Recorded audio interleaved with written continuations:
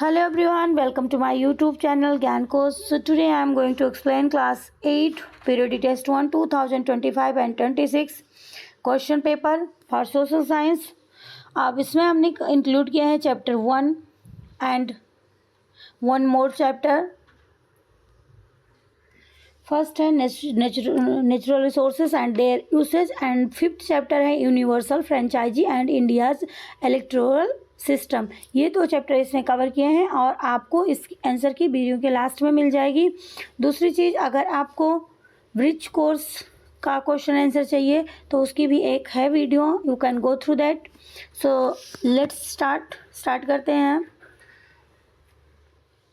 पहला चैप्टर से मैंने 20 मार्क्स का लिया हुआ है और अलग अलग है दोनों. अगर आपको दूसरा वाला नहीं पढ़ना है चैप्टर नंबर 5 सो आप उसको स्किप कर सकते हो, और चैप्टर नंबर ये जो है पहला वाला इसके 20 मार्क्स के लिए हैं. सो पहला क्वेश्चन है, which of the following is a renewable resource. कौन सा रिन्यूएबल रिसोर्स है इसमें से जो कि रिन्यू किया जा सकता है. इसमें से हो जाएगा रिन्यूएबल रिसोर्सेज में हो जाएगा विंड.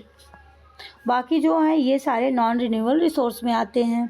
नेक्स्ट पे चलते हैं. The main constituent of air is, क्या हो जाएगा क्वेश्चन नंबर 2 का. So constituent of air is nitrogen. Nitrogen is the correct answer. Next पे चलते हैं. Which natural resources is called liquid gold. कौन से नेचुरल रिसोर्स को लिक्विड गोल्ड कहा जाता है. सो इसमें थर्ड का आंसर हो जाएगा बी. पेट्रोलियम को नेचुरल लिक्विड गोल्ड कहा जाता है, नेचुरल रिसोर्स में आता है और लिक्विड गोल्ड कहा जाता है. नेक्स्ट है question number 4. Which process is responsible for the formation of coal. Coal को बनाने में कौन सा प्रोसेस रिस्पॉन्सिबल है, कौन सा प्रोसेस लगता है. सो फोर्थ का आंसर हो जाएगा सी, कार्बोनाइजेशन. नेक्स्ट क्वेश्चन पे चलते हैं. फिल इन द ब्लैंक्स है. सो क्या हो जाएगा. The sun is the primary source of solar energy.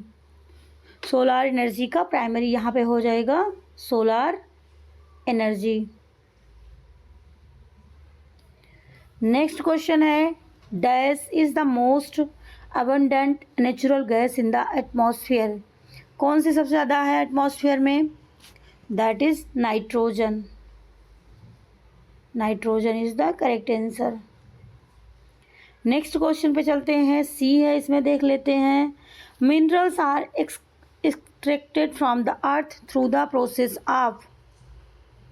Minerals अर्थ से कौन से प्रोसेस के थ्रू एक्सट्रैक्ट किए जाते हैं. सो इसमें हो जाएगा माइनिंग. आंसर इज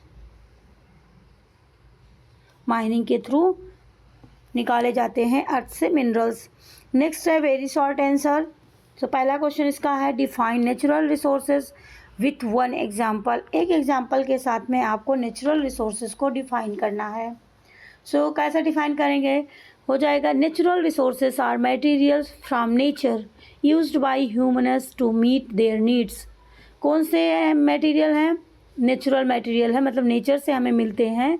हमें कहाँ से मिलते हैं, नेचर से, और ह्यूमन के द्वारा उनके यूज के लिए वो यूज किए जाते हैं, मीन नीड के लिए यूज किए जाते हैं, जैसे कि वाटर हो गया, विंड है.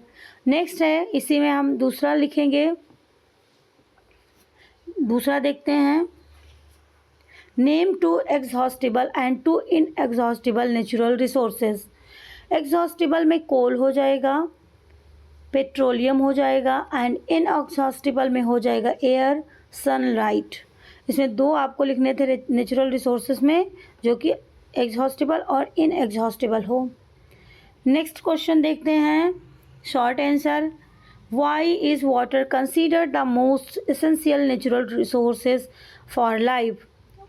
वाटर को क्यों इतना ज़्यादा इम्पॉर्टेंट रिसोर्स माना जाता है लाइफ के लिए. सो 3 पॉइंट आपको ऐड करने हैं.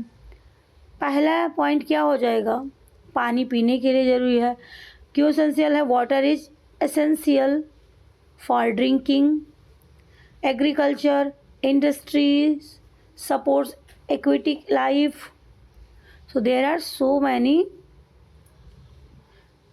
uses up water. That's why water is considered the most essential natural resources for life. क्योंकि पानी के बिना नहीं रह सकते, इसलिए इसको पानी बहुत ज़रूरी है. नेक्स्ट क्वेश्चन पे चलते हैं. Explain the difference between renewable and non renewable resources with example. Renewable और नॉन रिन्यूएबल रिसोर्सेज को एग्जाम्पल के साथ में आपको डिफरेंस बताना है. तो क्या हो जाएगा, रिन्यूएबल रिसोर्सेज में क्या हो जाएगा, replaced naturally like as sunlight, wind. Non renewable में क्या हो जाएगा, exhaustible, formed over millions of years.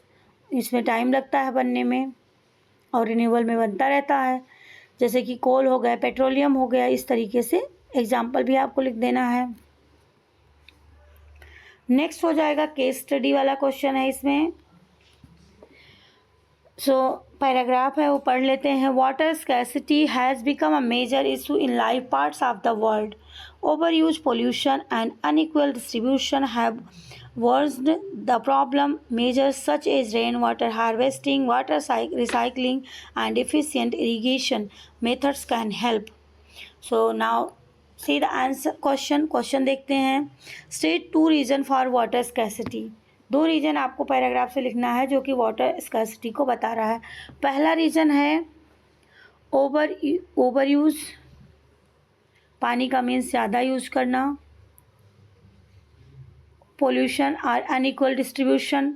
फिर है नेक्स्ट क्वेश्चन में देख लेते हैं. Name one method of water conservation. So हो जाएगा रेन वाटर हार्वेस्टिंग, पानी जो बारिश का पानी है उसको हार्वेस्ट करना, सेव करना. थर्ड है mention any one human activity that leads to water pollution. कोई एक एक्टिविटी आपको लिखना है जो वाटर पोल्यूशन को बढ़ाती है. Industrial waste discharge into rivers. जो इंडस्ट्रियल के वेस्ट होते हैं वो रिवर्स में जाते हैं, इसकी वजह से जो पानी मीन्स वाटर पोल्यूट हो रहा है, पोल्यूशन हो रहा है. सो ये आपको एक एक्टिविटी लिखनी है. अगर आपको कोई और आ रही है तो आप उसको लिख सकते हो. And now move to the next chapter, chapter number 5. ये चैप्टर नंबर 5 है universal franchise and India's electoral system. इसमें से भी 20 मार्क्स के क्वेश्चन लिए गए हैं. So let's see. पहला जो क्वेश्चन है वो है what is the minimum age to vote in India. India में मिनिमम एज क्या है वोट करने के लिए. सो इसमें हो जाएगा 18 ईयर्स. हमारे यहाँ पे 18 ईयर्स है, और इसी को कहते हैं एडल्ट सफरेज, कि 18 साल से जो ज़्यादा है उसे वोटिंग राइट्स मिल जाते हैं. नेक्स्ट है which article of India constitution grants the right to vote to all citizen above 18 years. Means constitution में कौन सा आर्टिकल है जो ह्यूमन बीइंग को 18 ईयर्स के ऊपर वालों को वोटिंग राइट्स देता है. सो आंसर इसमें क्या हो जाएगा, answer is B, article 326 is the correct answer. Next question पे चलते हैं. The election commission of India is headed by. Indian election commission को कौन हेड करता है, कौन मीन्स लीडिंग करता है. So answer is C, chief election commissioner. जो उसके चीफ इलेक्शन कमिश्नर होते हैं वही उसके हेड होते हैं. नेक्स्ट है 4th इसमें the symbol of the election commission of India is. Election commission का सिंबल क्या है.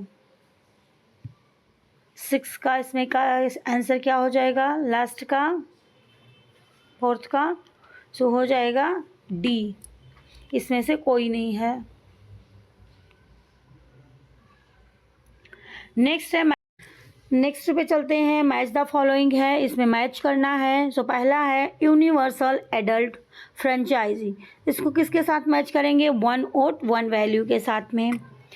इसका मतलब हो गया 1 वोट और 1 वैल्यू. दूसरा है वोटर आईडी कार्ड. का मतलब क्या हो गया, प्रूफ ऑफ वोटर आइडेंटिटी, कि आपके पास प्रूफ है, you have voting rights, you can vote. इसका मतलब ये होगा. फिर है इलेक्ट्रॉनिक वोटिंग मशीन. मशीन से वोट क्यों देते हैं, तो इंश्योर करता है कि वोट कहीं पर लीक ना हो, सिक्रेसी का इंश्योर करता है. सो ये हो जाता है इसका मैचिंग. नेक्स्ट पे चलते हैं. शॉर्ट आंसर है what is meant by universal adult franchise. अभी आपने देखा है यूनिवर्सल एडल्ट फ्रेंचाइजी का मतलब हो गया every citizen have 18 years above 18 years has the right to vote without discrimination. सभी को वोटिंग राइट्स है जो कि 18 ईयर्स से ऊपर हैं, तो इसका मतलब होगा यूनिवर्सल एडल्ट फ्रेंचाइजी। नेक्स्ट है name the constitutional body that conducts elections in India. आपको कॉन्स्टिट्यूशनल बॉडी को लिखना है जो कि इलेक्शन कंडक्ट कराती है इंडिया में। So election commission of India, इसका आंसर हो जाएगा election commission of India. Next पे चलते हैं question number 9। Mention 3 features of the universal adult franchise in India. 3 features आपको मेंशन करने हैं। सो पहला फीचर है equal voting rights. Every citizen, आपको सेंटेंस बना के लिखना है, every citizen of India has equal voting rights, no discrimination, secret ballot system, मतलब सबके लिए सीक्रेट बैलेट सिस्टम है और किसी को डिस्क्रिमिनेशन नहीं कि आप दे सकते हो नहीं दे सकते हो, सभी को वोटिंग राइट्स मिला हुआ है। सो यही 3 फीचर्स हैं। नेक्स्ट है इसमें बी देखते हैं, explain any 3 function of the election commission of India. Election commission के 3 फीचर्स को आपको बताना है, एक्सप्लेन करना है। सो क्या हो जाएगा, conducting free and fair elections, free और फेयर इलेक्शन कंडक्ट कराना, preparing voter lists, voter list को प्रिपेयर करना कि कौन वोट देगा कौन नहीं देगा, फिर मॉनिटरिंग इलेक्शन कैंपेन्स, उसको मॉनिटर करना कि इलेक्शन के कैंपेन कैसे लोग अपने प्रचार प्रसार को कर रहे हैं, किस तरीके से क्या हो रहा है, सारी चीज़ें इसके अंडर में आ जाती हैं। नेक्स्ट है picture source based questions. Observe the picture of an electronic voting machine and EVM. आपको एक मशीन का पिक्चर दे दिया जाएगा, सो आपको उसे ऑब्जर्व करके और आपको आंसर लिखना है। सो मशीन तो नहीं है इसमें, आंसर आप देख लो। क्वेश्चन है what is the purpose of an EVM machine. EVM machine का पर्पस क्या है, तो इसका हो जाए to record votes electronically during election. Election के दौरान वोट को इलेक्ट्रॉनिकली मीन्स रिकॉर्ड रखना। फिर दूसरा है right an advantage of using EVM. Electronic voting machine का यूज करने का एडवांटेज क्या है, faster counting and reduced invalid votes. Faster counting होती है और इनवैलिड वोट को रिड्यूस करता है। दूसरा है name one alternative method used before EVMs were introduced in India. So paper का यूज़ किया जाता था, पेपर पे पूरे के पूरे सबके निशान होते थे और उस पर मीन्स स्टाम्प मार के आपको वो इलेक्शन मीन्स वोट देना होता था। अभी वो ख़त्म हो गया, अभी ईवीएम के थ्रू देते हैं। तो ये रहे आपके 40 मार्क्स के question paper chapter 1 and chapter 5 के।